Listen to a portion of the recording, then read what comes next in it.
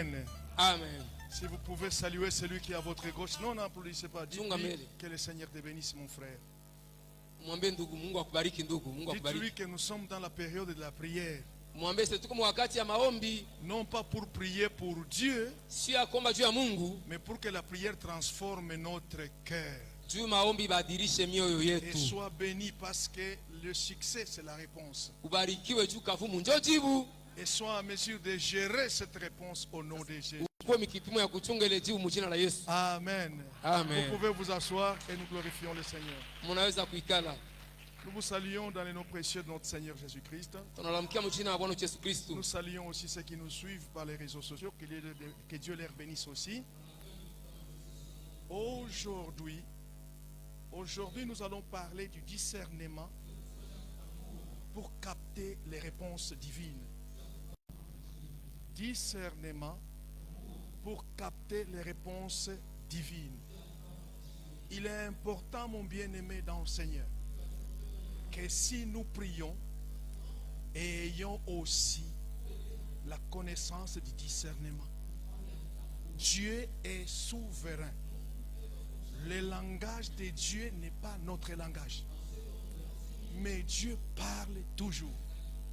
Alors toi qui es à genoux pour prier à cause de tes résolutions, sois aussi réveillé pour capter les réponses divines. Et pour les capter, il faut le discernement. Nous allons lire des lectures ce matin. La première lecture, nous lirons en Matthieu chapitre 16, verset 3. Et la deuxième lecture, c'est Philippiens chapitre 1, 9 à 10. Nous commençons par Matthieu chapitre 16, verset 3. Nous lisons au nom de Jésus-Christ. Il y aura de l'orage aujourd'hui, car le ciel est d'un rouge sombre. Vous savez discerner l'aspect du ciel et vous ne pouvez discerner les signes des temps. Philippiens chapitre 1, nous lisons les 9 et les 10. Et ce que je demande dans mes prières, c'est que votre amour augmente de plus en plus en connaissance et en pleine intelligence pour le discernement des choses les meilleures, afin que vous soyez purs et irréprochables pour les jours de Christ. Amen. Nous pouvons nous asseoir et nous glorifions le Seigneur. Si nous pouvons applaudir le Seigneur.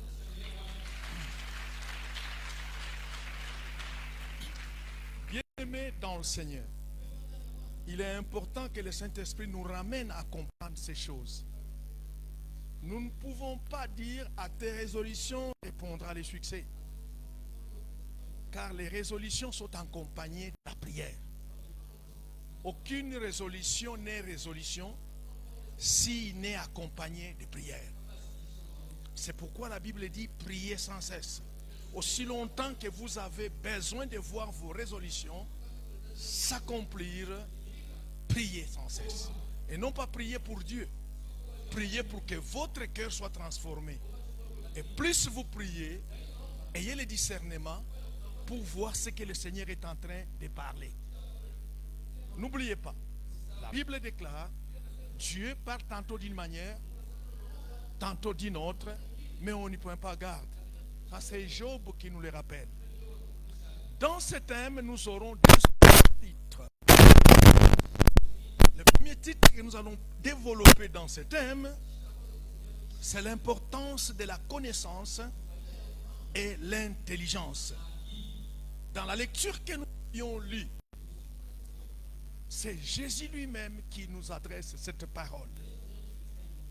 Quand le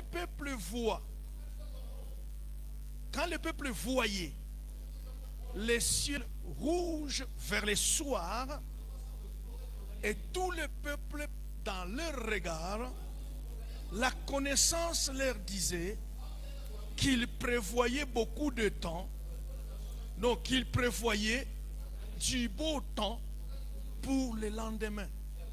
Seulement en regardant, le peuple savait aussi qu'un ciel rouge sombre, le matin, cela laissait prévoir, non, cela laissait présager la tempête pour la journée. Le peuple savait, par la connaissance, à l'aide de leur intelligence, lire les signes de temps. Ils savaient interpréter l'aspect du ciel, mais pas les signes de temps. Dieu a besoin que si nous avons la connaissance et l'intelligence d'interpréter le ciel par les signes que nous voyons, ce qu'il est important, l'importance de la connaissance, c'est d'intelligence de comprendre les signes de Dieu. Quels étaient les signes dans la lecture que nous avions lue? Écoutez très bien, mon bien-aimé dans le Seigneur. Les signes étaient que Jean-Baptiste, qui était au milieu d'eux, avait annoncé la venue du Seigneur, c'est-à-dire la venue du Messie. Il les a annoncés, ils l'ont suivi et ils l'ont écouté. Et il a dit que le Messie, quand il va être là, il va faire des miracles qu'aucune personne ne l'aura déjà fait. Mais bien aimé, les miracles qu'on attendait du Messie que Jean-Baptiste a parlé et que personne d'autre n'avait jamais opéré étaient visibles devant eux. Malgré ces preuves irréfutables, ceux qui étaient censés comprendre n'avaient pas conscience que ce que la prophétie que Jean-Baptiste a déclarée était déjà accomplie sous leurs yeux. Le Messie qui était annoncé était ce Jésus-là qui opérait des miracles au milieu d'eux, qui faisait des prodiges. C'était lui le Messie. Mais ils ont vu ce Messie, mais eux, ils cherchaient un autre Messie pendant que lui était là. Pourquoi? Parce qu'ils n'avaient pas le discernement. Aujourd'hui, c'est pareil. Nous attendons la résolution aux problèmes que nous attendons de Dieu. Mais au fil de notre marche, Dieu est en train de faire de grandes choses. Il opère des miracles que nous ne mettons pas à cœur pour comprendre que ça, c'est un langage que Dieu nous montre. Ce que nous sommes en train d'attendre est déjà là. Bien-aimés dans le Seigneur, c'est pourquoi l'apôtre Paul, dans la seconde lecture que nous avions lue, nous rappelle à l'essentiel. Que faire pour avoir le discernement afin de capter les réponses divines? Telle est la question aujourd'hui que nous devons nous poser personnellement. Dieu n'est pas sourd. Dieu n'est pas aveugle. S'il parle, il accomplit ce qu'il est en train de faire. Toi qui pries et que tu cherches la solution auprès de Dieu, tu dois avoir le discernement de voir ce que le Seigneur est en train de faire, malgré que tu attends l'accomplissement. C'est ce qui est plus important aujourd'hui que nous pouvons comprendre. L'apôtre Paul nous donne la piste. Deuxième point, la reconnaissance de l'amour de Dieu pour nous. Bien-aimés dans le Seigneur, cette reconnaissance de l'amour de Dieu pour nous devient l'explication de ce que nous attendons aujourd'hui pour avoir le discernement. Dites bien Amen. Mon frère, ma soeur, jeune, vous avez besoin du discernement. Parce que vous vous êtes engagé dans la voie de la prière. Sans discernement, vous allez tourner en rond. Pourtant, Dieu qui écoute la prière avait déjà donné la réponse. Le Saint-Esprit nous parle aujourd'hui que l'Église souffre. Il croit que Dieu n'a encore rien dit, rien fait. Mais parce qu'il manque le discernement, il passe outre. Et Dieu, dans sa souveraineté, il nous observe. Alléluia. Nous parlons de la reconnaissance de l'amour de Dieu pour nous. Le but premier de la vie chrétienne est d'aimer Dieu et son prochain. Aimer Dieu et son prochain. C'est par l'amour pour Dieu que sa faveur nous permet d'utiliser notre intelligence et le discernement pour capter ses réponses. Si vous voulez prier à quelqu'un qui est malade, sans amour, Dieu ne répondra pas. Écoutez-moi très bien, mes bien-aimés dans le Seigneur. Parce que l'amour, c'est ça le but premier de la vie chrétienne. Lui, il nous a aimés les premiers. Tout ce que nous devons faire dans notre prière, c'est aimer les autres. Aimer Dieu et aimer les autres. Votre frère est malade. Votre frère a une situation compliquée. Vous devez prier pour lui. C'est ça le but. Aimez-le. Si vous l'aimez, comme vous aimez Dieu, la réponse ne tardera pas. Dites bien Amen. Dieu n'a pas changé. Aujourd'hui, nous tournons en rond parce que nous avons perdu le but premier d'aimer Dieu et d'aimer notre prochain. Votre Amen est tiède. Alléluia. C'est pourquoi si vous avez l'amour, Dieu n'hésitera pas à vous donner les discernements. C'est pourquoi l'apôtre Paul, dans la lecture que nous avions lue, il prie pour les chrétiens des Philippines, des Philippiens. Il prie pour eux afin que ces chrétiens parviennent à témoigner de l'amour, à témoigner de l'amour devant Dieu dans leur prière. C'était une préoccupation que l'apôtre Paul a prise pour les Philippiens. Vous priez beaucoup et vous ne voyez pas l'accomplissement. Il y a une chose qui vous manque. L'amour pour Dieu et l'amour pour les prochains. Alléluia.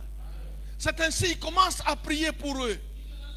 Il dit, vous devez témoigner de l'amour, mais aussi que cet amour s'accompagne d'une pleine connaissance et de discernement pour capter et comprendre les réponses divines qui sont les choses meilleures dans tout le domaine de la vie chrétienne.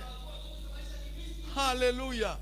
Voilà la révélation que Paul donne aux Philippiens. Aujourd'hui, c'est à nous. Quelle est la meilleure chose dans le domaine de la vie chrétienne? C'est l'accomplissement. Et pour avoir l'accomplissement, il faut avoir le discernement. La chose que vous priez, la chose que vous voulez de la part de Dieu, elle est la meilleure chose pour votre vie chrétienne. Si Dieu vous l'accorde, votre sourire va changer parce que vous avez reçu ça d'un Dieu que vous aimez de tout cœur. Et lui, il vous a aimé le premier. Pour prouver son amour, il a donné son fils.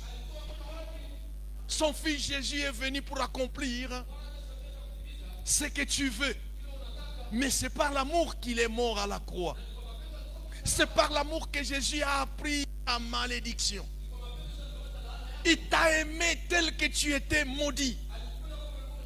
Parce qu'il t'a aimé, il est venu dans l'amour prendre ta malédiction en échange avec sa bénédiction. Ta pauvreté en échange avec ta richesse. Ta guérison en échange avec ta maladie en échange avec ta guérison. L'amour de Christ. Nous aujourd'hui marchons dans le pas de Christ. Ayons l'amour dans ce que nous faisons dans nos prières. Aimons Dieu, aimons les prochains. Alléluia. Ce que tu appelles aujourd'hui difficulté, c'est parce que tu ne comprends pas qu'il te faut le discernement. Dieu. Alléluia. Est-ce qu'on est ensemble? Est-ce qu'on est ensemble? Je vais bientôt terminer parce que je ne vais pas trop traîner. Dieu lui-même, parce qu'il veut nous accorder le meilleur des choses que nous cherchons. C'est pourquoi la voie qu'il nous l'accorde, c'est par la prière. Plusieurs chrétiens prient et ils s'imaginent déjà comment ils vont recevoir ceux qui sont en train de prier. Mais par manque de connaissances, je dis bien par manque de connaissances, qui amène le discernement, ils sont essoufflés. Pourtant leur prière est bonne. Et Dieu a déjà réagi. Mais parce que vous n'avez pas le discernement, vous continuez encore à faire du bruit. C'est pourquoi, mes bien-aimés dans le Seigneur, quand on crie à Dieu, la Bible déclare, il est le Dieu qui écoute. Qui écoute quoi? Qui écoute la prière. On ne peut pas lui arracher cette qualité. Si vous priez avec sincérité et que vous-même vous savez que vous êtes un instrument qui a été mis à part, vous craignez Dieu, vous abandonnez les péchés parce que le Seigneur vous a fait sortir dans les péchés. Tout ce qui sort de votre bouche par la prière, Dieu entend. Dis à celui qui est à ta gauche, tu entends ce que j'apprends aussi? Dieu entend. Et parce que tu es son amour, il vient vite pour donner la réponse. Mais pour donner la réponse, il a besoin de ton discernement. Alléluia. Vous vous imaginez que vous avez commencé une prière. Vous vous imaginez comment vous allez recevoir la réponse. Et vous continuez à avancer avec des jours et des jours. Pourtant, la réponse de Dieu est déjà là. Mais, pas comme tu l'imaginais. C'est là où nous devons souligner un peu. La prière que tu fais à Dieu, parce que tu imagines comment il va te répondre, Dieu ne répondra pas comme tu as imaginé. Dieu répondra comme lui il a imaginé pour toi. C'est lui qui dessine ta vie et non toi qui dessine ta propre vie. Parfois la réponse divine ne va pas venir en miracle. Tu as prié, tu attends un miracle, mais la réponse de Dieu ne va pas venir en miracle. Mais la réponse vient en instruction. Toi, tu attends un miracle, mais lui te donne la réponse en instruction. Il faut avoir le discernement pour comprendre. La réponse divine ne va pas venir comme dans un bruit de tonnerre, mais plutôt en direction. Alléluia. La réponse vient non pas comme un tonnerre, mais en direction. Souvenez-vous d'Élie. Alléluia. La réponse est venue en direction, pas en tonnerre. La réponse divine peut venir aussi par une personne que tu ne pensais même pas. Tu as prié, mais tu ne pensais pas à cette personne. Mais Dieu l'utilise pour t'amener la réponse. La réponse peut venir par un chant que tu as écouté par hasard. Tu as prié, tu marches, tu écoutes un chant par hasard. Dieu a donné déjà la réponse. La réponse peut venir par un verset biblique qui te tombe à tes yeux. Il a répondu. Tu as lu le verset, tu ne comprends rien, mais Dieu a répondu. Mais il manque le discernement pour capter la réponse divine. La réponse divine peut venir aussi par une prédication donnée. La prédication passe, mais Dieu décide dans cette prédication de te donner la réponse à ta prière. Parce qu'il est souverain. Mais si tu n'as pas le discernement pour capter la réponse de Dieu, vous avez oublié que 3 fois saint. Vous avez oublié que le Dieu est tout puissant. Quand il donne la réponse, il part. Si toi tu n'as pas le discernement pour capter, c'est passé. À moins que quelqu'un d'autre à côté puisse te révéler ce que Dieu avait déjà fait dans ta vie. Bien-aimé dans le Seigneur, ce que tu appelles souvent, vous savez, il y a une chose que vous devez comprendre. Dieu t'a répondu et tu ne l'as pas capté. Et c'est pour ça qu'il te faut prier pour avoir le discernement. Dieu, quand il répond, il ne vient pas avec du bruit. Même les grands hommes de la parole de Dieu, Dieu ne les a pas répondu comme il voulait qu'ils répondent. Parce que toi, tu n'es pas ce que tu veux que tu sois. Tu es ce que Dieu a voulu que tu sois. Dites bien Amen. Et quand il donne la réponse, il ne donnera pas comme toi tu le veux. Il donnera comme lui veut que tu sois. Mais prie pour que le Seigneur te donne le discernement. Parce que c'est très important pour capter les réponses divines. Nous sommes nombreux, Dieu a déjà répondu. Mais par manque de discernement, nous croyons qu'il n'a encore rien fait. Ce que tu appelles aujourd'hui un blocage ou un désert, peut-être la voie directe vers l'accomplissement de ta promesse. Toi, tu l'appelles un blocage. Toi, tu l'appelles un désert. Mais Dieu, pour lui, selon sa pensée sur toi, c'est là qui t'amène vers l'accomplissement. Lisez la parole de Dieu. Que le Seigneur nous bénisse. Que Dieu ouvre tes yeux spirituels pour reconnaître la façon dont Dieu va t'envoyer la réponse. Nous ne sommes pas des oiseaux. Nous sommes une créature qui a été créée à son image. Dieu est fier parce qu'il nous a sauvés à travers le sang de son Fils qui est mort. Et ce sang a coulé à cause de l'amour. Et nous aujourd'hui, si nous prions, aimons Dieu. N'aimons pas les choses que nous avons besoin. Le discernement ne viendra pas. Aimez Dieu parce que tu dépends de lui. Beaucoup de chrétiens aujourd'hui ont cessé d'aimer Dieu, mais ils aiment ce qu'ils demandent à Dieu. Ça ne marche pas. Que Dieu active le discernement pour que tu sois en mesure de bien recevoir la réponse, bien comprendre la réponse et bien capter ce que Dieu te dit. Enlève, que toi-même tu enlèves la distraction dans ta vie. Parce que beaucoup de distractions dans notre vie nous empêchent de capter la réponse divine.